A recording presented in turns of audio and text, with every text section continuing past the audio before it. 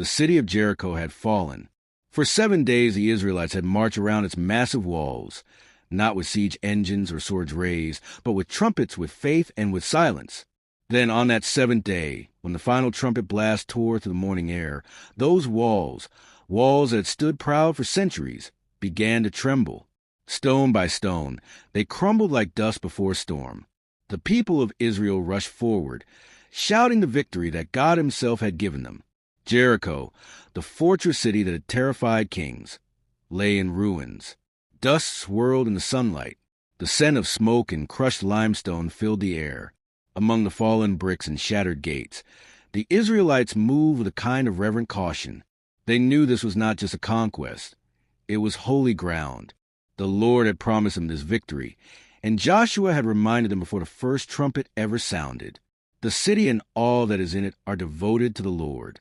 Keep away from the things set apart for destruction, lest you bring trouble upon Israel. Gold and silver were not to be kept for themselves. They were sacred, belonging to God's treasury. Everything else was to be destroyed. And so, through the streets of Jericho, the people obeyed. Houses that once held laughter were silent now. Shadows flickered against broken walls. Some men gathered the sacred metals and carried them toward Joshua's tent. Others cleared the paths, tending to the wounded or comforting the shaken. But among the thousands of hearts in that moment of awe and obedience, one heart began to wander. Achan. His name was Achan, son of Carmi of the tribe of Judah. He was not a leader, not a prophet, not a man anyone would have looked twice at in a crowd. Just one of many soldiers who had marched in faith, who had shouted when Joshua told them to shout. He had seen miracles with his own eyes. The river Jordan split before them, and Jericho's mighty walls collapsed. He had shouted, "Praise be to the Lord," as they ran into the city. And yet, now, standing in the quiet aftermath, Achan felt something different stirring inside him. Something small, almost harmless, curiosity. He moved carefully through what had once been a merchant's home. Fragments of pottery crunched beneath his sandals. A tapestry, burned at one corner, hung limp over a doorway. He brushed aside the ash and stepped into a chamber where the light was dim and golden. That was when he saw it, the temptation. Lying across a fallen table was a robe. Not just any robe, but one woven with colors unlike anything in the camp of Israel. Deep indigo threads shimmered like night water. A pattern of silver thread ran along the hem. It was Babylonian, exquisite, foreign, royal. For a long moment, Achan simply stared. He had never seen such craftsmanship. He imagined how it would feel across his shoulders, how his wife might smile to see something so beautiful. He took a slow step forward. Then another. Near the robe was a small pile of coins, scattered from a broken chest. He knelt and touched them, cool metal beneath his fingertips, the glint of silver and a heavier glow of gold. He counted quickly. 200 shekels of silver and one wedge of gold, thick and heavy, weighing perhaps 50 shekels. Achan's breath caught in his throat. His heart began to pound. He could hear the others outside, still moving among the ruins, gathering what was of the Lord, destroying what was cursed. He knew the command. He had heard it from Joshua himself. But another voice, softer and more personal, whispered in his mind, "Who would ever know? It's just a little piece. No one will miss it. You fought hard. Haven't you earned something for your family?" He looked back toward the doorway. No one there. The sunlight caught the gold again, dazzling. Achan swallowed hard. He reached out and took it. He wrapped the robe tightly, hid the coins within it, and pressed the bundle against his chest. Then, slipping quietly through the rubble, he made his way back toward the camp. Each step felt heavier than the last. The weight of that gold seemed to grow, not in metal, but in meaning. By the time he reached his tent at Gilgal, the sky was deep orange with dusk. He glanced around, children laughing nearby, women cooking the evening meal, the scent of bread and smoke in the air. Nothing seemed different. No one seemed suspicious. Achan stepped inside his tent. His wife looked up, smiling, tired but happy. He smiled back, or tried to. Then, while she busied herself with supper, he lifted the corner of a rug and began to dig. The ground was dry, packed with sand and small stones. He dug just enough to make a hollow, placed a wrapped bundle inside, and covered it again. He pressed the dirt flat, smoothed the rug, and sat back, heart racing. It was done. No one would know. He told himself it was harmless, that he would give more sacrifices later, that maybe it didn't even count as disobedience. But in the unseen realm, far above the tents of Israel, heaven stirred. The Lord, who sees what is hidden, saw what Achan had done. And though the camp of Israel lay quiet under the stars, a shadow had entered it. Days of calm, nights of restlessness. The next morning, the people rose early. Songs of victory echoed across the valley. Children played near the river. Warriors repaired their weapons. Joshua walked through the camp, filled with gratitude. Jericho was behind him, and Ai, the next city, lay ahead. He didn't know what had changed. No one did. But something in the air felt different, just slightly off. Achan, too, felt it. When he looked at his neighbors, he felt a sudden unease.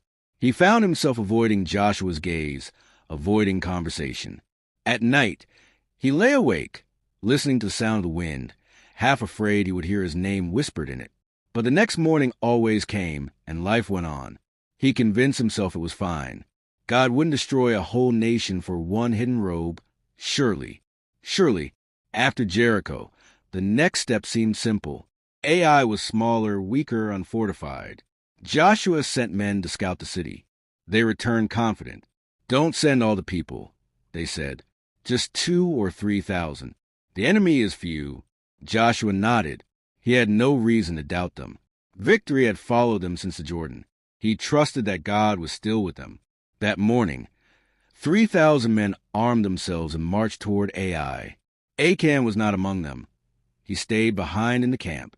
He watched them leave, a faint worry in his chest he couldn't explain. As the sun climbed, a strange quiet fell over Gilgal. Hours passed. Then, from the distant hills, they saw movement, figures running back. It was not a march of victory. It was a retreat. Panic spread through the camp. Men stumbled in torn clothing, faces streaked with dust and blood. Others carried the wounded. 36 men had fallen, a small number perhaps. But for Israel, who had known only triumph since crossing the Jordan, it was a shattering loss. The people's cries rose like smoke. How could this happen? They asked, "Has the Lord abandoned us?" Joshua tore his robe and fell face down before the ark of the Lord, the sacred chest that symbolized God's presence among them. The elders joined him, their faces to the ground, dust on their heads. "Sovereign Lord," Joshua cried, "why did you bring these people across the Jordan to deliver us into the hands of the Amorites? What will become of your great name?" The camp lay in stunned silence. Even Achan knelt with the others, fear tightening his chest. But his fear was not like theirs. Theirs was confusion. His was guilt. He could feel it now, that heavy weight in his heart. He looked toward the ark and thought, "Does God see me right now? Does he know?" He did. And then in the stillness, the Lord spoke to Joshua. "Stand up, Joshua. Israel has sinned. They have taken what was devoted to destruction. They have stolen and lied and hidden it among their belongings. I will not be with you any more unless you destroy whatever is devoted to destruction." Joshua rose slowly, dust falling from his hair. The elders looked at him, their faces pale. He told them what the Lord had said. A wave of dread spread through the camp. Someone had disobeyed. Someone among them had brought this curse upon Israel. That night, no one slept easily. The fires burned low. Voices whispered in the dark. And in one tent, Achan sat awake, staring at the ground. He could almost feel the gold beneath it, that buried secret calling to him like a heartbeat. He wanted to confess. He almost did, but pride and fear and shame, they tangled together until he could no longer speak. He told himself, maybe Joshua will never find out. Maybe the Lord will forgive silently. He closed his eyes and prayed for morning. But morning would not bring relief. It would bring revelation. The next dawn, Joshua gathered all the tribes of Israel before the presence of the Lord. The sun rose red over the hills, light spilling across the valley. Thousands stood silent, waiting. The air was heavy with expectation and fear.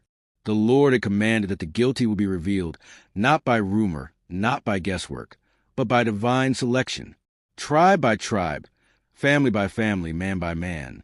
And somewhere among them, Achan stood, trembling. His mouth was dry, his eyes darting between faces. He wanted to run, but where could he go? The Lord's eyes see through stone and shadow. Still, he hoped, foolishly, desperately, that somehow the lot would fall elsewhere, that maybe God would overlook him, that maybe there was still time. The ceremony began. The tribe of Reuben passed over. Gad passed. Ephraim, no. Then came Judah. Joshua raised his hand. The lot was cast, and the name of Judah was chosen. The crowd murmured. Achan's breath caught. Within the tribe of Judah, the families were brought forward, one by one, and again the lot was cast. The clan of Zerah was chosen. Achan's heartbeat quickened. Sweat gathered at his brow. From the clan of Zerah, the families were separated, man by man, until at last the lot fell upon Carmi, son of Zabdi, and then upon his son, Achan. The silence that followed was absolute. Achan stood frozen. All eyes turned to him. Joshua's expression was sorrow, not anger. Joshua said quietly, "My son, give glory to the Lord, the God of Israel. Tell me what you have done. Do not hide it from me." Achan's lips parted, but no words came. He looked around, his family, his neighbors, the faces he laughed with, prayed with. The ground beneath his feet suddenly felt fragile, as if it might swallow him whole. He realized then that the robe, the silver, the gold, all of it, had brought him nothing but dread. What had seemed a secret blessing had become a curse that stained everything he touched. And so, trembling, Achan took a breath and began to speak. Achan stood before Joshua. The crowd around him had fallen utterly silent. Not one whisper, not one breath. The air was thick with tension, fear, and sorrow. Everyone knew that something sacred had been broken. Joshua's voice had been gentle but firm. "My son, give glory to the Lord. Tell me what you have done. Do not hide it from me." And for a long, heavy moment, Achan said nothing. His mouth opened, then closed again. He stared at the ground, at the dust that had once been part of Jericho's walls, now under his feet. He felt it all pressing in on him. The truth, the guilt, the eyes of the people, the weight of God's gaze. Finally, his voice broke the silence, and he said faintly, "I have sinned against the Lord, the God of Israel." Every word seemed to cost him strength. He looked up at Joshua, then away, unable to meet his eyes. "When we took the city of Jericho, I saw among the spoil a beautiful robe from Babylon, 200 shekels of silver and a wedge of gold, 50 shekels in weight. I wanted them. I took them, and I hid them in the ground inside my tent with the silver underneath." The crowd didn't move. Some gasped softly. Others just lowered their heads. It wasn't anger that swept through them. It was heartbreak.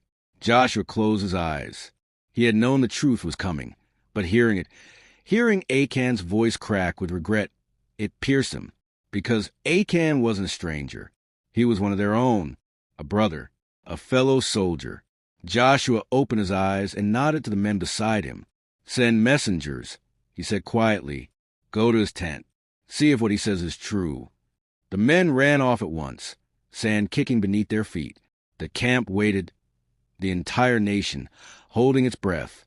Minutes passed. Then the messengers returned, their faces grim. In their hands, they carried the robe, the silver, and the gold, still wrapped in cloth, dust clinging to it. They laid it before Joshua, before the Lord. And there it was. The secret that had brought defeat lay bare in the light of day. Achan looked at the objects, and for the first time, he saw them for what they really were, not treasure, not reward, but symbols of disobedience. Cold metal, empty cloth. They gleamed under the sun, but all he felt was shame. Joshua's face was lined with grief. This was not a man eager for judgment. This was a leader mourning what sin had cost his people. He turned to the elders. They said nothing. The decision was already clear. The Lord had spoken. The evil must be removed from among them. Joshua's voice carried across the assembly. "Take Achan and all that belongs to him to the valley of Achor." The people obeyed. No one shouted. No one cheered. It was the heaviest silence Israel had ever known. Achan stood still, eyes glassy. He didn't resist. He didn't run. He only nodded, perhaps understanding, surrendering. His wife came beside him, weeping quietly.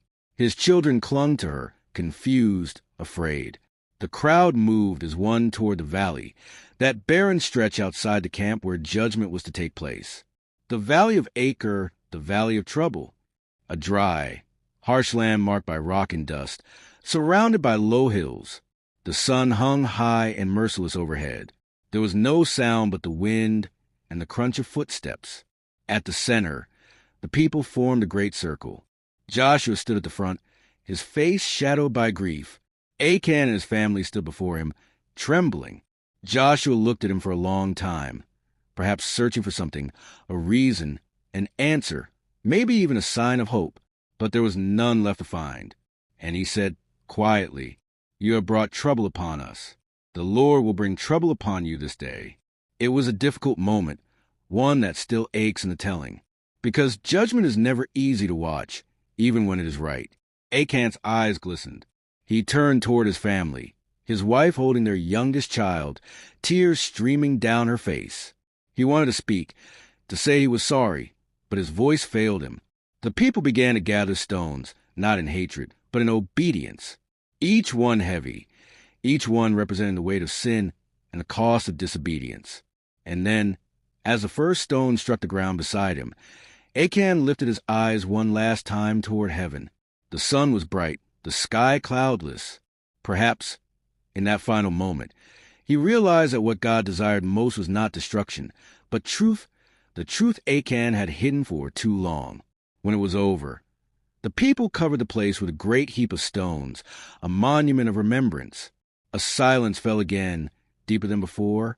The smoke of the burnt offering rose behind them, curling upward like a prayer that words could not carry. When they returned to the camp, the people were quiet. They didn't celebrate. They didn't rejoice. They simply knew, deeply, soberly, that sin was not something God overlooked. It touched everything. It infected the camp, even when hidden in the shadows of a single tent. But they also knew something else. God's anger had passed.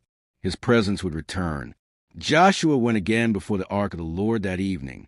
The sky was fading to purple. He knelt alone in the flickering torchlight and said with a soft voice, "Lord, we have done what you commanded. We are yours again. Let us, and we will follow." And in that stillness, peace settled over the camp once more. The next morning when the sun rose, it seemed brighter somehow. The people rose early, ready again for battle. But this time, they moved with humility, not pride, with reverence, not self-assurance. Joshua gathered his men and gave new orders concerning Ai. This time, the plan was not rushed, not careless. He sent 30,000 men, not 3. He prayed before every step. And when they went up against Ai again, they fought not in their own strength, but in obedience to God's word. The battle was fierce, but it ended in triumph. The same hills that had witnessed Israel's defeat now echoed with victory songs. And Joshua knew this victory had not come from strategy or might. It came from purity restored, from a people made right before their God. That evening, as the camp celebrated, Joshua walked away from the firelight and stood at the edge of the valley. He looked back toward the stones piled in Achor. Even from a distance, they gleamed faintly under the moonlight. He thought of Achan, of the robe, the silver, the gold, such small things and yet so costly. He wondered how easily any of them could fall into the same temptation, to take what wasn't theirs, to hide what they feared would be seen. Sin, he realized, doesn't always look like rebellion. Sometimes it looks like a quiet compromise, a secret we convince ourselves is harmless. But nothing hidden stays hidden forever. And what Achan's story showed painfully and clearly is that God doesn't expose our secrets to shame us. He exposes them to save us. Achan's sin had cost lives, but it also taught Israel what holiness truly meant. Not perfection, but honesty. Not pride in being chosen, but humility in being seen fully, truthfully, by a God who desires obedience more than victory. The same God who brought them through the Red Sea, The same God who leveled Jericho's walls was the same God who walked with them even in their failure. And he is the same God who walks with us today, not only on the mountaintops of victory, but in the valleys where we face our own hidden truths. If you find yourself standing in a valley of your own, a place of trouble, regret, or shame, remember this. The story doesn't have to end there. What feels like judgment can become grace. What feels like loss can become renewal. Because God never leaves a valley empty. He always leaves a door of hope. The stones in the valley of Achor still stand as a testimony, not of God's wrath, but of his mercy, a warning, yes, but also a promise. That truth always leads to freedom. That confession always leads to healing, and that no failure is too deep for his forgiveness to reach. So when you think of Achan's story, don't stop at the fall. Remember the restoration. Remember the peace that followed. And remember that the same God who turned that valley into hope can turn yours too. That is the story of Achan, a story of hidden sin, revealed truth, and a mercy that turns even the deepest trouble into light of hope. And remember, every story whispers its truth, and every heart still needs to hear it. What lesson did you learn from this story? If this story touched your heart, share it with someone who needs to be reminded that God also sees everything hidden in secrets, and that he still loves and forgives. And don't forget to subscribe to Light of the Word, where the stories of the Scriptures come alive with heart, hope, and beauty. And comment Amen if the story inspired you.